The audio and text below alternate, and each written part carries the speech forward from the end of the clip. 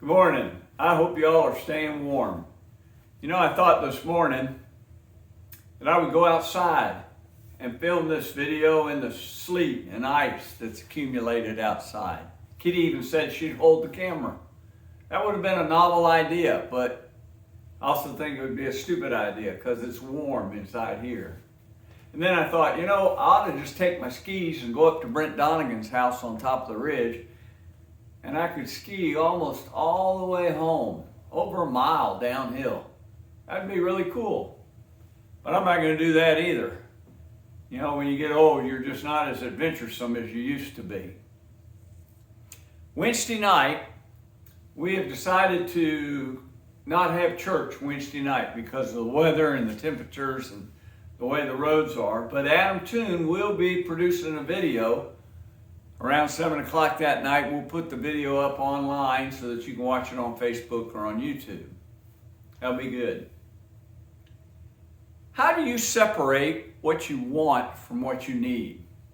You know, I bought a lot of stuff over the years that I really thought I needed, and it all stimulated from something that I wanted.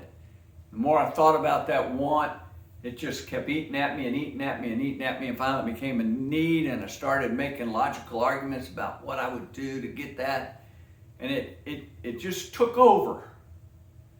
You know, when we satisfy those kind of things, we get to feeling good about it, but it's short-lived. Pretty soon something else comes in, steps in its place as something that we really want. We tell ourselves we really need it.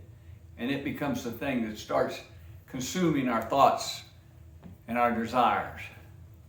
You know, as I've gotten old and retired, I use a new logic. You know, I start thinking about things maybe a little bit more realistically. And I say, when I go to think about wanting something, I think, how long am I going to be around to enjoy it? And I think about, you know, I'm on a fixed income now, so what if I need that money years from now for something else?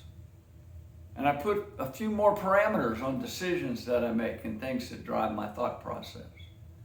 You know, the group The Rolling Stones way back in 1968 recorded a song. That song was entitled, "You Can't Always Get What You Want." And the chorus of that song repeated that line 3 times. You can't always get what you want. And then it said, but if you try sometimes, you find you get what you need. Well, that sounds great, but I don't put my faith in a song. On the Sermon on the Mount, Jesus tells us in 2 different places that the Father already knows what we need. We don't need to worry about it. We don't need to keep on babbling about it, because that's what the pagans do. And he compares us babbling about it and worrying about it to the pagans. You know, accepting that God knows what we need and going on with our life is a huge matter of faith. I want to read today from Matthew chapter 6. I'm going to begin in verse 32.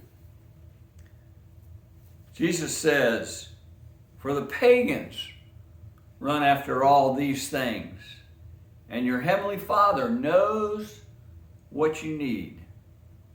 But seek first his kingdom and his righteousness, and all these things will be given to you as well." Be safe. Stay well out there.